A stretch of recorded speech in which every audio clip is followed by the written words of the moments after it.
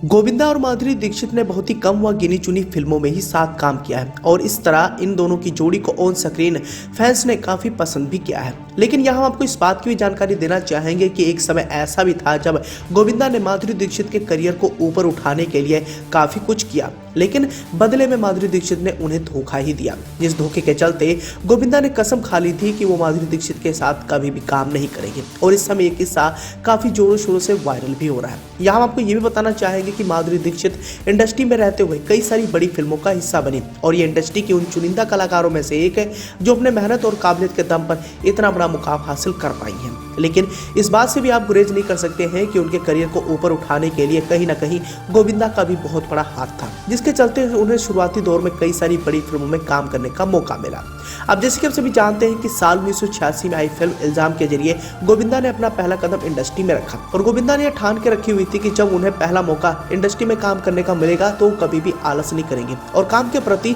उनकी यही जिज्ञासा आने वाले समय में उन्हें इतना बड़ा सुपरस्टार बनाती है। एक ऐसा भी समय था जब गोविंदा के पास ढेरों सारी फिल्मों के ऑफर थे और वो किसी भी निर्माता निर्देशक को बिल्कुल भी निराश नहीं करते थे। ठीक 1986 में उन्होंने अपना पहला कदम इंडस्ट्री में रख दिया था, तो वही दूसरी ओर अभी भी माधुरी दीक्षित दर बदर भटक कर फिल्मों की गुजारिश कर रही थी। लेकिन उस समय गोविंदा ने माधुरी दीक्षित को देखते हुए उनकी मदद करने की सोची।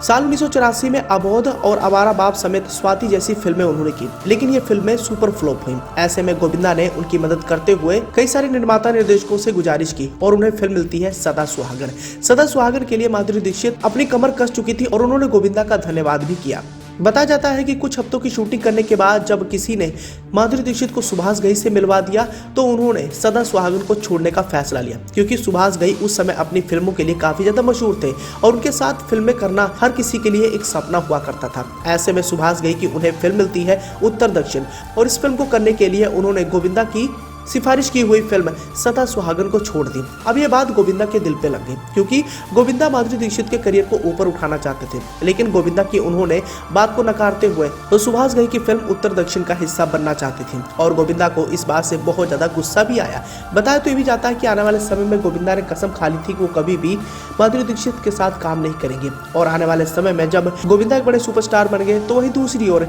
माधुरी दीक्षित के भी करियर को एक लंबी उड़ान मिली और उनकी फिल्म जब तेजाब सुपर डुपर हिट हुई तो इसके बाद उन्होंने कभी पीछे मुड़कर नहीं देखा। आने वाले समय में वो भी कई सारी बड़ी फिल्मों का हिस्सा बनी और गोविंदा के टक्कर के वो भी एक अभिनेत्री बन गई। 80 का दशक खत्म होते होते 90 का दौर आया, तो एक तरफ जहां गोविंदा एक बड़े सुपरस्टार बन गए थे तो वहीं दूसरी इंडस्ट्री में माधुरी दीक्षित की भी बहुत ज्यादा डिमांड हुआ करती थी।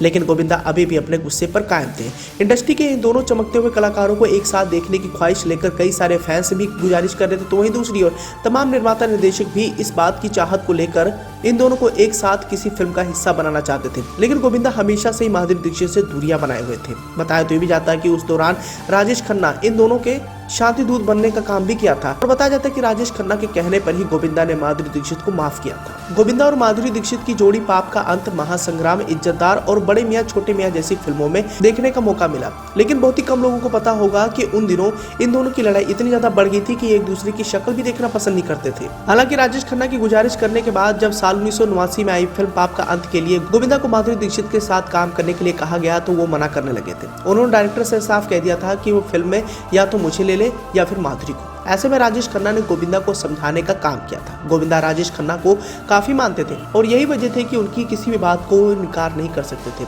इसके बाद गोविंदा माधुरी दीक्षित के साथ फिल्मों में काम करने के लिए राजी हो गए थे। तो दोस्तों, ऐसे में आप भी समझ सकते हैं कि माधुरी की एक वादा खिलाफी के चलते गोविंदा को इतना ज्यादा गुस्सा आ जाता है कि वो कसम खा लेते हैं कि उनके साथ वो कभी भी फिल्मों में काम नहीं करेंगे, लेकिन राजेश खन्ना के कहने पर वो माधुरी दीक्षित को माफ कर देते हैं और आने वाले समय में बैक टू बैक कई सारी बड़ी फिल्मों के साथ उनके साथ काम भी करते हैं। हालांकि यहाँ आपको ये भी बताना चाहेंगे कि माधुरी दीक्षित ने सिर्फ गोविंदा के साथ ही नहीं बल्कि कई सारे स्टार्स के साथ ऐसे ही किया। माधुरी दीक्षित अपना काम निकलवाने के लिए हर किसी कलाकार की बात मान लिया करती थी और जब उन्हें कामयाबी मिल जाती थी और उनका काम पूरा हो जाता था तो उसे वो इग्नोर करना शुरू कर देती थी। लेकिन यही काम जब गोविंदा के साथ उन्होंने करने की कोशिश की तो गोविंदा ने उन्हें ईंट का जवाब पत्थर से दिया।